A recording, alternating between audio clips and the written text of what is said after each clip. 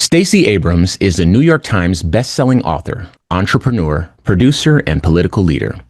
She served 11 years in the Georgia House of Representatives, 7 as minority leader, and was the first Black woman to become the gubernatorial nominee for a major party in United States history. And she is our guest today. All right, Stacey Abrams, welcome to the show. We've been very much looking forward to talking to you. How are you doing today? I'm wonderful. I appreciate the invitation, and I thank you for the work that you do, that you and your co-host do, Q, really sharing information with the community. So. Absolutely. I want to get into that a little bit later, but I want to make sure that I honor you and I let people know indeed who it is that we have on the show today. Of course, everyone knows, but for those that might, just now, politics is just now starting to affect them adversely, and they're starting to wrap their heads around the new state of the country. I want to get into the weeds a little bit. So, even before founding Fair Fight Action, as someone who's well known for fighting voter suppression, give us your thoughts on the redistricting that we've seen in red states across the country and the response from blue states. I want to start here because obviously we're all looking forward to kind of taking back power in the midterm, some power, or taking away some power, whatever it is that we can do. Those of us that believe in a more progressive society. And this is one thing that has concerned a lot of people. So talk to us a little bit about what's going on with the redistricting and just kind of share your thoughts. Sure. So I'm going to link two things. So when I launched Fair Fight in 2018, it was after the 2018 election here in Georgia, where voter suppression was very much in full force. Mm-hmm. But I came into leadership in the Georgia General Assembly at the end of 2010. So my very first year as minority leader was during a redistricting year. I was the minority leader in the Georgia House of Representatives, and I watched them redraw the lines in a state where they'd won 57% of the population. They gave themselves almost 70% of the votes. Yeah. And that disproportion was achieved by packing Black communities wherever they could, cracking Latino and AAPI communities, meaning scattering them so that they couldn't build coalitions. Mm-hmm. And then they went after white legislators who represented Black or brown communities and essentially drew them into competition. The intention was not simply to win more seats. It was to create long-term divisions that would disallow the aggregation of power for communities that were rising in population and rising in influence. And so what we're watching happening right now is that same device, but on steroids, because typically, it's coming, but it comes once a decade. It comes after the census, and it precedes the next midterm election that follows, the next midterm election that follows. And the reason this is so important to understand is that it's not just about what we did with Fair Fight. I also created an organization called Fair Count, because in 2010, what I realized was the reason they could diminish our voting power so much was that we did not participate in the census. And if you don't get counted in the census when they're drawing those lines, they are ignoring your needs. And so what we're watching happen in these red states is that they can count.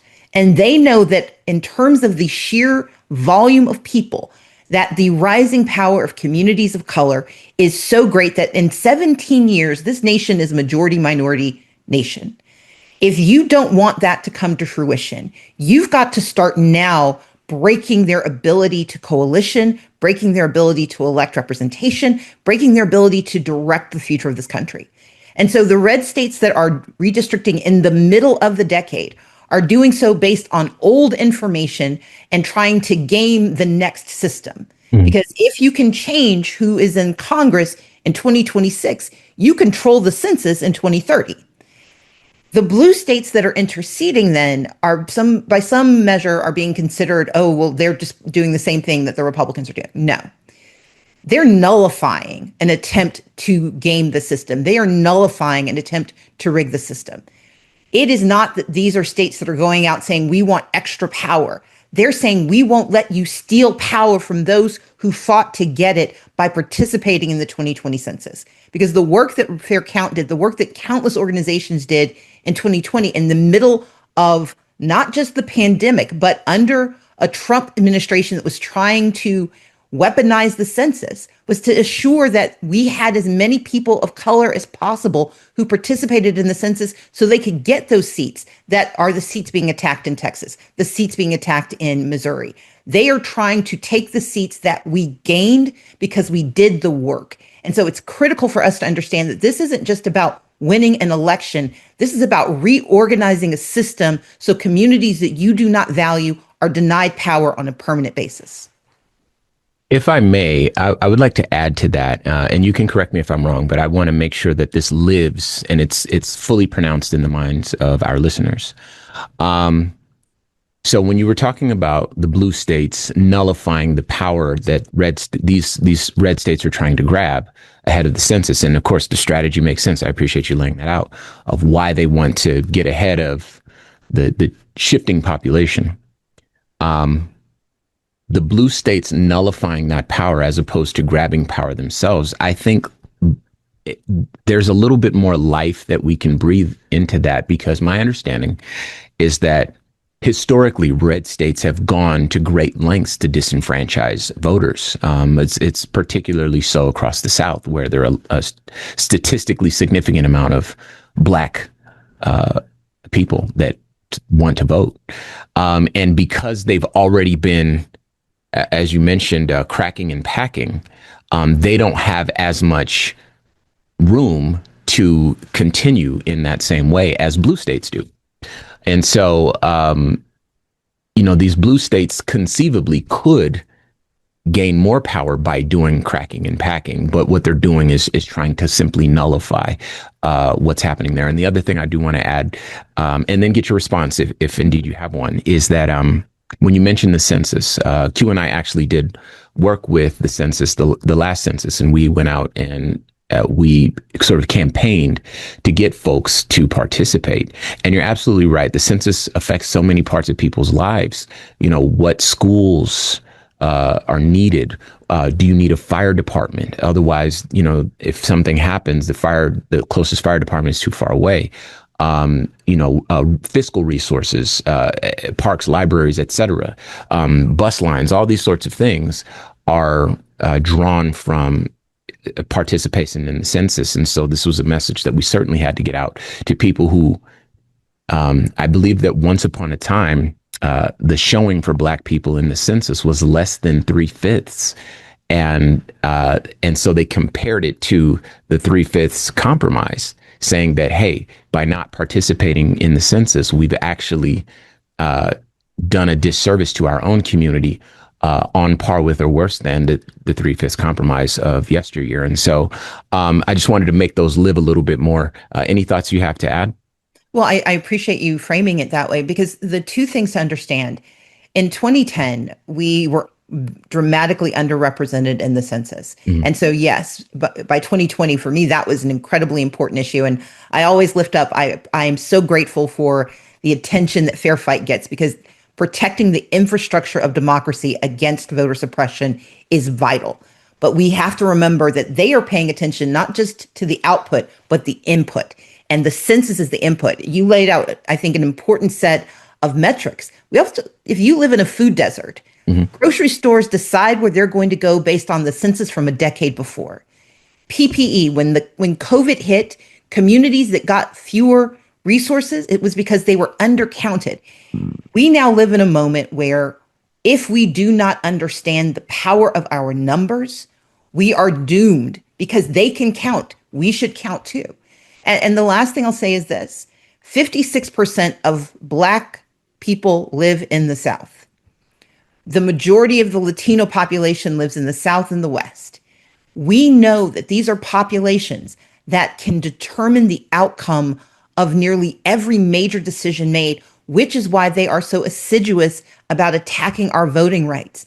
And so as we think about the attacks on DEI, on diversity, equity, and inclusion, they're not talking about a boring seminar that you have to do in HR. They're talking about the Voting Rights Act. They're talking about the 13th, 14th, and 15th Amendments because it was DEI that made elections accessible to Black and Brown communities. It was DEI that said that African Americans, to your point about 3/5, our very citizenship is DEI. When they talk about eliminating birthright citizenship, they're talking about us. And so I think it's so critical that we link together all of these component pieces because their goal is for us to see them as separate and disparate. They are all of a piece. If we don't count, if we don't get counted, we don't count. If we don't get counted, we can't vote. If we don't get counted and we can't participate, then our value as a citizen is diminished, not by our actions, but by their intention. And so for me, it is so incredibly important that we see this as a holistic, multi-layered attack and not as a one-off or something that's an inconvenience. The reality of the situation that I think Q and I we learned over this past weekend. We were at CBC in out there in DC, and there are a lot of people that really are pushing back against the idea that these things are based on racism and that somehow everyone else is playing the game fair and Black people need to come to terms with that and shed this sort of victim mentality. And it shows kind of a stunning disconnect from the reality of the situation, which I think you laid out, which is the fact that, as you mentioned, in the South, 56% of the Black people in this country are located in the South. And for Latinos, that's the South and the Southwest. And those people tend to vote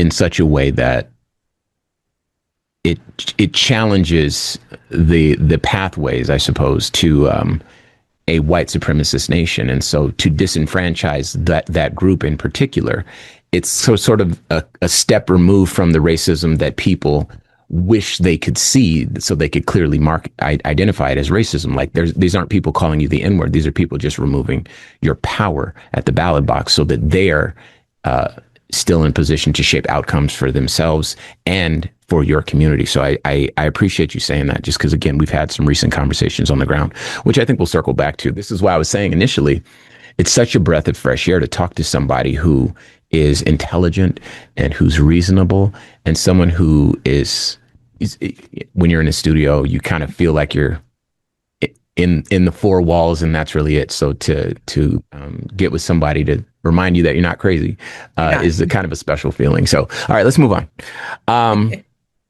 One of the things that has dominated headlines recently, and I think has changed politics for the foreseeable future. It might not last forever because I think some of us subscribe to a reality that is shared, and some of us subscribe to technically a shared reality, but very much a detached reality that doesn't account for all of the facets of it. But the fact is that Charlie Kirk's assassination, I can call it that, has shifted conversations and shifted the optics around politics and shifted, I think, the culture in this country. And I don't want to talk about him. I'm sure that you've been talking about him quite a bit, and everyone kind of knows what the what is and feels how they feel. But I think you're in a pretty good position to explain how his assassination makes politics less safe for Black women in particular. I recently launched a campaign known as the 10 Steps campaign, and it is our attempt to push back against the rise of authoritarianism and autocracy. For me, this isn't an abstract intention, because authoritarianism is about taking my humanity away. Authoritarianism is about diminishing my capacity to live and operate and navigate in this country. And one of the key 10 steps to autocracy is step 7, which is you scapegoat marginalized and vulnerable communities. You attack DEI. You accuse people of being less than because you do not like their identities. Not because you're opposed to identities, because you'll use identities to describe the people you like. You just don't like certain identities, namely identities where race and other immutable characteristics are the proxy for your harm. So step 7 in the 10 steps to autocracy, step 7 is attacking DEI, attacking people of color, attacking immigrants, attacking the disabled, any marginalized and dispossessed community. But step 9 is normalizing violence. It is using violent means, whether it's having militarized occupation of our cities, whether it is having secret masked police known as ICE roaming the streets. Those moments where we normalize violence and make it acceptable as a means of power and control is very dangerous. The reason this is so critical, and the reason I'm glad you raised this question, is that I launched 10 Steps a week ahead of time because I wanted to get in front of the changing narrative that was about to say that you could not talk about violence without venerating ideas that said that violence against your community was permissible.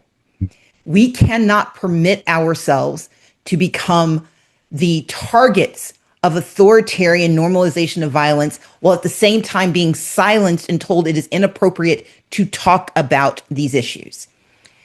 I very fundamentally understand that when you look at where ICE is swarming, if you look at the cities that have been targeted by this administration, by Republicans and those who support authoritarianism and autocracy, they are unilaterally attacking and targeting Black and brown communities.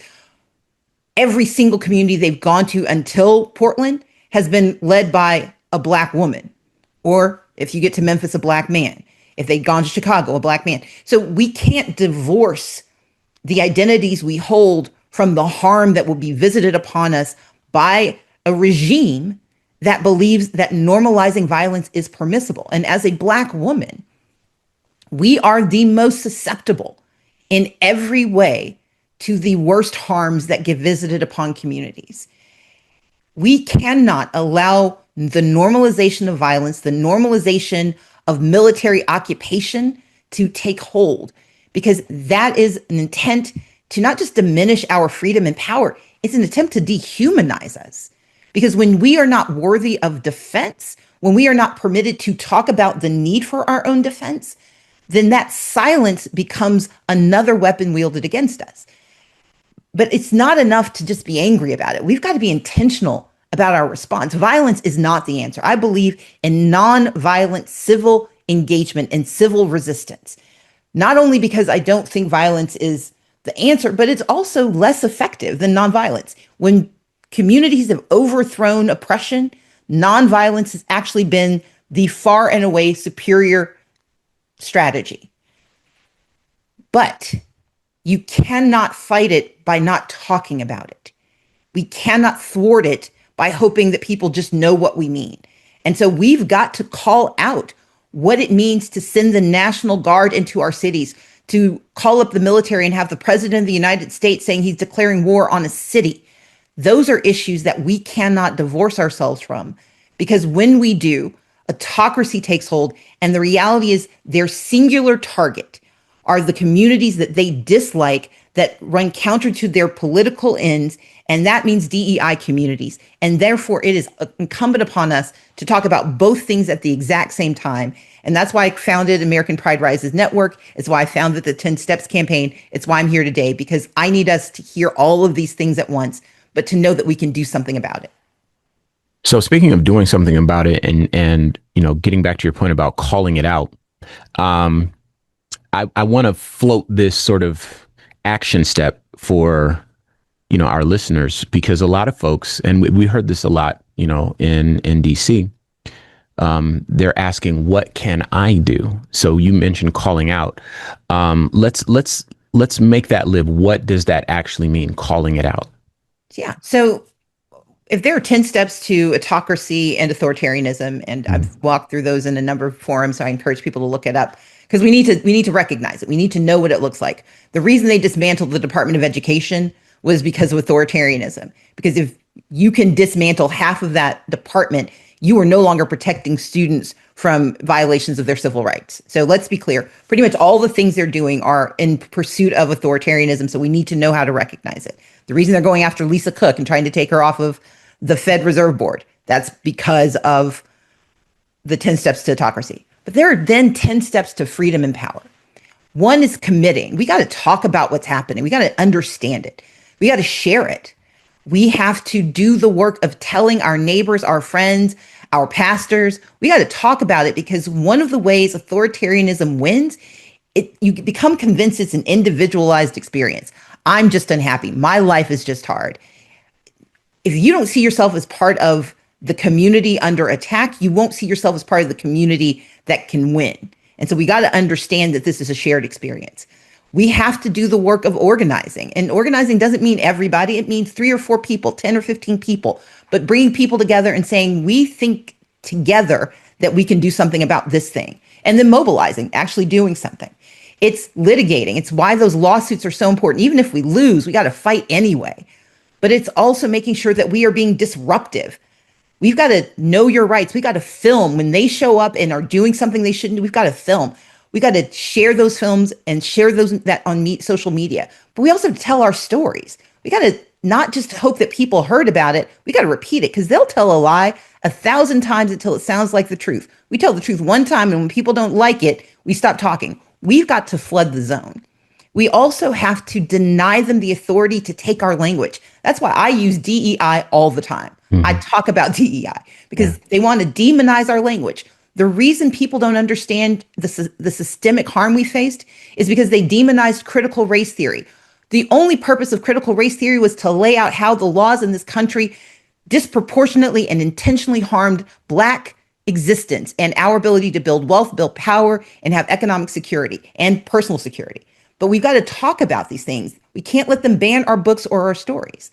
We then have to engage, show up, and talk to your elected officials. And if they don't do what you want, bring laws with you. Write a petition. Do a ballot initiative. Tell them, I expect you to pass this law or at least introduce it. And if they don't do it, keep showing up. Elections matter. Yes, I am concerned about the 2026 midterms, but I'm also concerned about judicial elections that are happening in November. I'm concerned about whether we have a public service commission in Georgia that can jack up our rates or protect our communities. I'm concerned about communities across this country being led by people who don't like the people they represent. So we've got to elect the right people at every level of government. And then ultimately, we have to demand not just what we had before this authoritarian regime came to power. We've got to demand what we should have had in the first place. Our democracy was too fragile if what they were able to accomplish in 9 months is the decimation of so many of our communities and the military occupation of our cities. So we need to demand the democracy we have deserved for 250 years.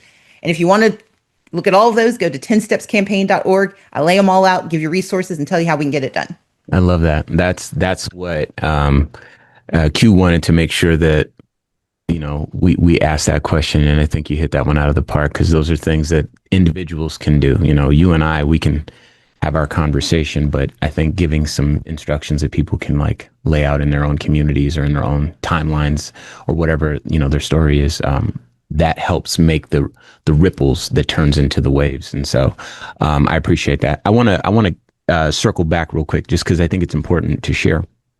You know, we're talking about you know, Charlie Kirk and his assassination making the world less safe for Black women. And I recognize that in the immediate aftermath, there were a lot of threats called into HBCUs. And a lot of people have made a big deal out of that, because HBCUs, these are Black folks, and Charlie Kirk was killed by a white man. These are, you know, these Black people don't have nothing to do with what's going on in Utah, right? And a lot of people have made that point. But it shows kind of the focal point of a lot of the anger that is deeply embedded on the right. Joy Reid wrote a piece recently talking about how angry the right is. And she shared it with us, and we shared it on the show for listeners that want to go back and check that out. You know, that means that, you know, obviously Black people are a vulnerable population under this regime, especially, but Black women are especially vulnerable. Indeed, we covered a story tracking the job losses of Black women And I know that for Black people, it's at uh, lower levels than it was during the pandemic. So this Trump administration has hit Black wealth and income very, very hard. But for Black women in particular, I believe the job losses amount somewhere between 300 and $350,000 or 350,000 jobs lost since Trump's inauguration. And so the reality of the world, like on paper in terms of data, has made the world less safe. But even more so, and again, I wanted to make sure I shared this story. There's some instructors I know that work at a major university that provide a lot of data for this show, and some of these instructors have been on that list since that there's like a you know what I'm talking about, right? Mm-hmm. So there's that list on Turning Point USA, which is Charlie Kirk's foundation or whatever, and he kind of delineates certain instructors or certain categories of instructors and then names them so that people can watch out for their radical left teachings. But the truth is, it puts a target on their back. So in the aftermath of his assassination, the institutions of higher learning are being attacked, not just the classrooms. You mentioned the Department of Education being dismantled, but, higher learning and the actual individual professors too, with the job losses for Black women, the capacity diminished for Black women to teach and share their own stories with a population that wants to receive it and then echo those sentiments out in the broader national conversations, etc. Again, it's just kind of an interesting moment to live through. But on this show, at least, we affirm that Black women are as close to God as we can be on this planet. And so our lives are dedicated to making sure that Black women's stories are centered as often as we can. And so I wanted to share that. If you have a response, you can, of course, offer that. But I got plenty more for you here. Well, I'll do very quickly. Sure. The reason I've focused so intensely on DEI before I launched the 10 Steps campaign, which is really to invite anyone in this country, anyone who believes that democracy should work for all of us, you are all invited in. But before I launched 10 Steps, I launched the American Pride Rises Network, aprnetwork.org, to defend DEI, because while on the left and some in the center were sort of dismissing it or apologizing for it, the right has always understood that diversity, equity, and inclusion are foundational values. They're not angry about the letters. They're mad about the success. They are angry that there were 300,000 Black women who held positions of power and influence in an economy that was not designed for their success. And so one of the first initiatives undertaken by this administration was to fire and to terminate not just those jobs, but the ladders to those jobs. The Department of Education not only includes K through 12, it also includes protecting access to higher education. And it was because we no longer have a civil rights division that is operational that there are grants for Black women in the sciences that no longer exist, that there are opportunities that are evaporating. And so we've got to, again, just keep coming back to the intention is to demonize our language so they can dismantle our infrastructure and they can deny us our opportunities. We have to defend DEI to defend Black women. Because if we defend Black women, we're now defending the entire infrastructure and aperture access of democracy itself. Equity cannot exist if we do not have democracy, because this is a ethno-nationalist state that does not see us as valuable. And so one of the reasons I was so excited to join your show is that we have to reject the fear that comes with the narratives they try to feed us, that we are not worthy of defense. We got to show up and participate and not be afraid of them saying something about us. I am proud of DEI. I am absolutely certain that it is a good thing that I am allowed full participation in this economy and in my education and in elections. And I want to know why you don't think that's right. And we've got to mobilize our coalitions, especially led by Black women. But we've got to recognize that we need everybody in this with us, because Black women may be the examples, but we're not the only recipients. In fact, we're not even the most we aren't the highest recipients. Yeah, it's white women. we need DEI because if you are disabled, if you are a veteran, if you are a white woman, white men were the first DEI recipients in America because in the Revolutionary War, they were fighting to be able to have a voice if they didn't own land. That's one of the reasons DEI existed, because they decided that their diversity wasn't being respected, their equity wasn't being acknowledged, and their inclusion was being denied. And if they could start it, we can finish it. And that's the work we have to do. I love listening to you talk. Go ahead. Go ahead. So I want to say this. One of the things that Q says, he's listening in right now, but one of the things that he says, and he reminds me quite often, and you just did it yourself, is to make sure that we say diversity, equity, and inclusion when as often as we say DEI, right? Because the words themselves, it's harder for people to attack those words than the acronym. It's the same with CRT. And critical race theory, for people that don't know it, I mean, I guess that's a pretty vulnerable thing, but the idea of woke, like when you think about it, the opposite of woke is sleep, right? Yeah. And making that point to people that have a full frontal assault on the language helps kind of break down their strategy, their path to trying to dismantle, the language, as you mentioned. And so I appreciate that. That is just a fantastic way of stating what it is we need to do. Thank you. I'm going to put one fine point on it, though. Yeah, please. We should use both. We need to use the acronym and the word, because if you remember, people hate Obamacare but love the ACA. Yeah.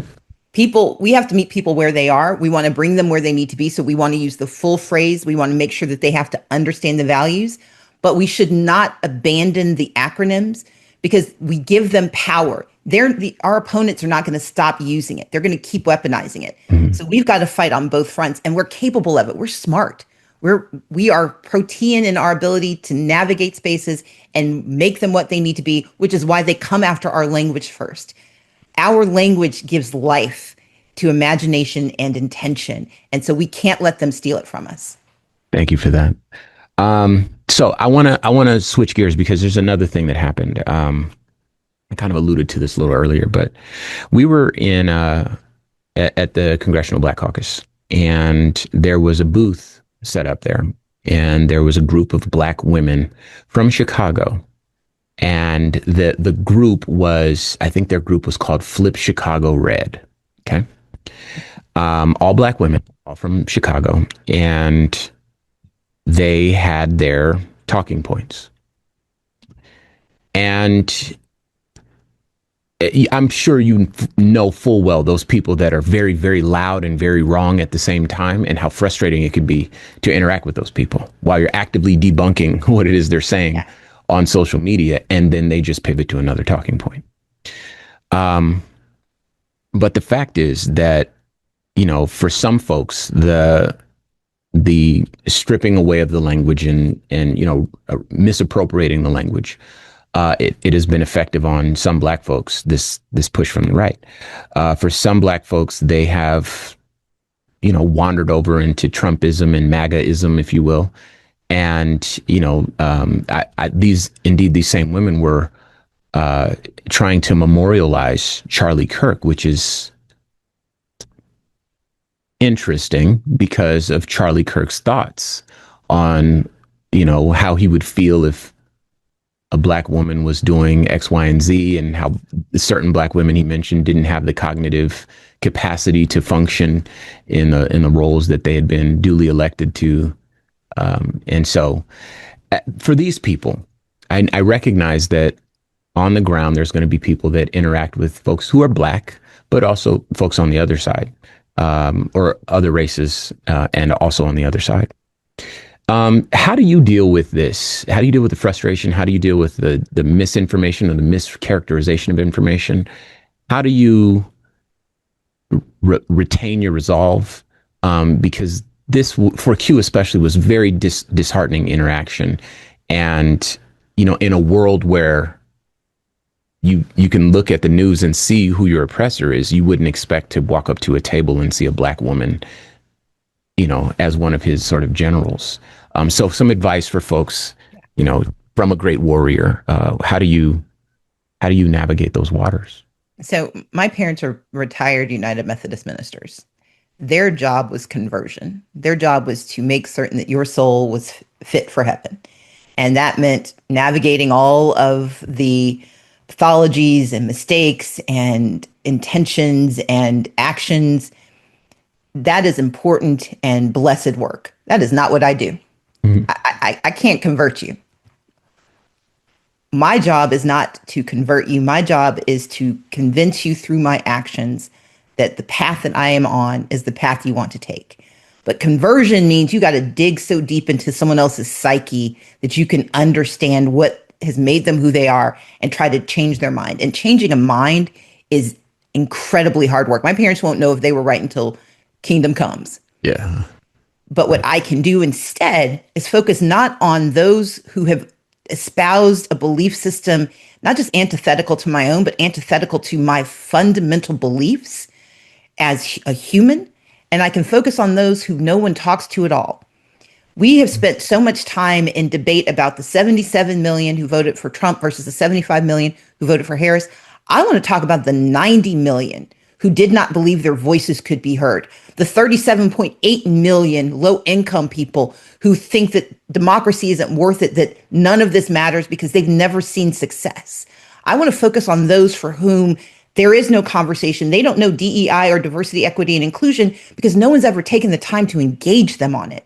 We can try to change the minds of those who are clearly performatively trying to bait us, or we can focus on their targets who simply want someone to talk to them. And our work is best achieved not when we are trying to change the mind of the oppressor, but when we are trying to lift up the needs of the oppressed, when we are trying to activate those who've never been called into community. Because often, if you talk to that 37 million, they don't get mail during election time, but they also don't get door knocks during hard times. People don't show up and say, "How can I help?" Our work is not to change the minds of those who want to flip Chicago red. We need to change the lives of those who want Chicago to work. That's the work that we can do because democracy works. DEI works when it proves that it can deliver. People don't care about your politics. They care about their lives. And so our job is not to change someone else's mind, but to change their outcomes so they believe what we believe and are willing to fight for what we're willing to fight for. I love that. Um, so let's shift gears a bit because we're living in a state of mass murder. It seems like every other day there's another mass shooting, and these shootings themselves are being mischaracterized as left-wing attacks on the right or Christianity, or they're attacks from the trans community, or. And, this government has removed information from websites that tell the reality of the story, which is that most mass shootings come from, right-wing radicals. And you can see them scrubbing certain information and kind of interjecting mischaracterizations into the national dialogue. That is a very woeful reality to be subjected to when, again, we mentioned how HBCUs came under fire because of a shooting that took place in Utah from a white man to a white man. Talk to us a little bit about this mischaracterization and how harmful that is and what people can do, if anything, to push back against that. Sure. So there's an organization called Onyx Impact. It's run by Asosa Osa, who is one of our nation's leading experts on Black disinformation and misinformation. She worked with me on my campaigns for governor. She worked at Fair Fight and has since spun off this extraordinary organization. And what she trained me to understand when I was running for office is that you cannot correct disinformation or misinformation by repeating it, because part of its salience is that it focuses our attention and our actions on their lies. And when you're spending your time trying to debunk a lie, you are repeating it and giving it even more force. And so instead, our focus should be on telling the truth, never repeating the lie, never engaging the lie, but telling the truth. And so the truths that we need to lift up: one, the violence that's being visited in our country on people. It's being fomented by the fact that we refuse to address gun violence, and because we have an authoritarian regime that is normalizing violence as a way to respond to ideological difference. We have to talk about that. I don't want to argue with you about the numbers because you don't intend to use the numbers in good faith. So I'm not giving you that. Instead, I'm going to talk about the real effects of what are happening to communities and to people around me. But they want to draw us into this tit for tat debate, which we cannot win because they control the airwaves right now. But they do not control our communications with one another. They do not control the streets completely. And so we need to be telling the truth to each other and not allowing them to set the terms of debate. They are scrubbing the data because they know the data tells a different story. So let's talk about why they're scrubbing the data. Let's not talk about what the data says. Let's talk about why they have to erase the truth. If you have to erase the truth, then clearly you're about to lie to me. So let's make sure we're lifting up the fact that we are dealing with liars, not necessarily whether it's 2 points or 7 points, but that you believe that you have to erase the truth to win the argument. Let's talk about the violence that's being visited and who is actually harmed, not disconnecting it from the lived reality, but refusing to let them set the terms of debate. We spend so much of our time fighting their fight instead of setting up our own intention. And that's why the 10 steps are so important to me. I don't care about what they've done. I need to recognize it so I understand it. But I'm not trying to convince you that you don't mean my harm. You do. You intend me harm, and I take you at your word. My job is to make sure that I make it as difficult for you as possible, but more importantly, that I use it as a galvanizing moment to convince those who never understood how valuable their humanity is to me and to those like me, that I'm going to do what I can to lift you up and protect you. We win when we stop fighting their fights and we start fighting our own. That's the way I approach this work, because I could get pulled into the morass of their hatred, or I can be focused on the beauty of our victory. And that's the work that I think we should be focused on. Okay. I know we're short on time here, so I want to make sure that I mention your viral moment. It was viral to me, and I'm sure a lot of other folks would agree with that. But where this one where we were kind of detailing Trump's push of the United States into authoritarianism, and you've talked about these 10 steps, but with Project 2025 more than halfway complete, in your mind, what are our prospects for an inclusive America at some point in our lifetimes, given the Supreme Court, given all these sorts of things? Do you think that that's still realistic? Absolutely. But we have to believe we're entitled to it. So I was on Jimmy Kimmel. I was in conversation with Anthony Anderson. I was actually there to promote my novel. It's called Coded Justice, and it's about a Black Supreme Court clerk. Now she's a private attorney. And this book is about AI, the intersection of AI, DEI, and veterans, because I wanted to talk about how we need to understand artificial intelligence, not be terrified of it, but understand it, about how DEI saves our lives, and about how it saves the lives of those who were called upon to protect us, who are disproportionately comprised of communities of color and vulnerable and dispossessed communities. That's who gets pulled often into the military. So I say that to say this. I am the granddaughter of a man who was born 25 years after the end of slavery. My mother was the only one of her siblings to finish high school. My cousins and my siblings and I, we are the first generation born in our family with full civil rights in this country. In 2018, I became the first Black woman to be the nominee for a major party for governor. That happened in the span of 3 generations.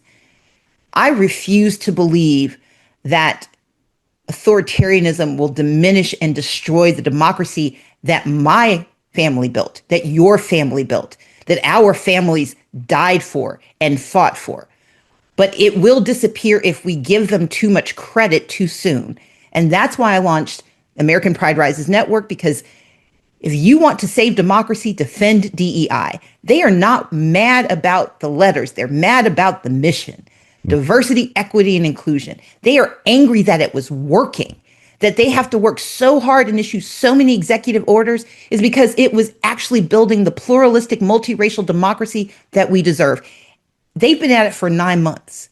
We've been building this country for 250 years. They will not win if we continue to fight for what we deserve. And that's why the 10 steps is so important to me, because there are 10 steps to authoritarianism and autocracy. And that's what I talked about with Anthony.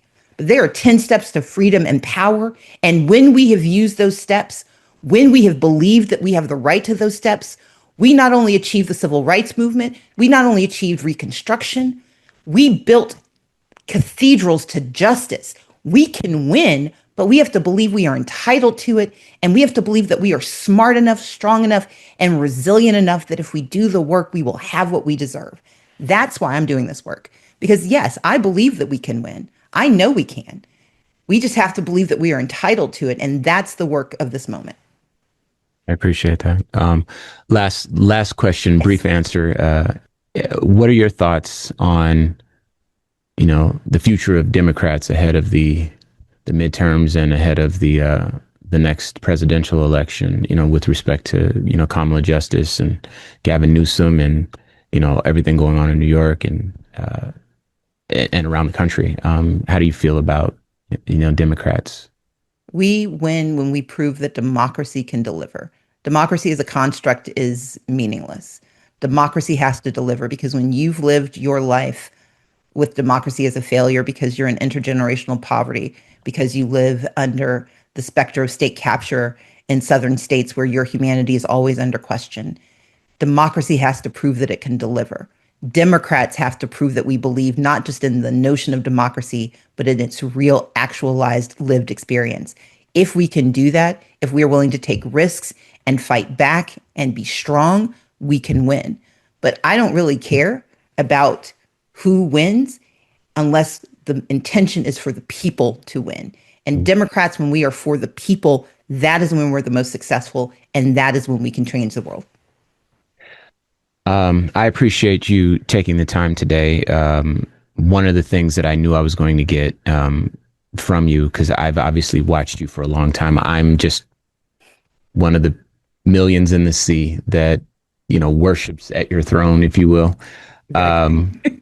And I knew that you would come on and you would share some positivity. We have conversations with people that share the reality of our situation. John Hope Bryant comes to mind, where he just kind of tells us, hey, here's where you are. But I've realized that there needs to be some optimism, and there also needs to be some strategy. And I think that you've delivered on both fronts. Not to say that John doesn't. John, he absolutely does. But John, that's my guy. But I knew that you would deliver that today. And so I actually interact with our listeners. I talk to the people. I kind of thank you for being. If I get to the end of my life and I'm in heaven and I don't see you there, then I must be in the wrong place. So thank you, Stacey Abrams. Before you go, obviously, I'd love for you to plug your books, your social medias, your websites, anything like that. Let's let the people get all the connective tissue they need to stay in your orbit. Well, Ramses, thank you, first of all, for having me. Thank you to you and Q for the invitation. You can always find me at Stacey Abrams on all the platforms. I have a podcast, Assembly Required, with Stacey Abrams on every platform you like. I have a Substack, Assembly Notes. I'm trying to meet people wherever they are, and then encourage people to visit aprnetwork.org to learn more about how you can defend DEI, and the 10stepscampaign.org so that we can defend democracy, because together we can get this work done and we can win.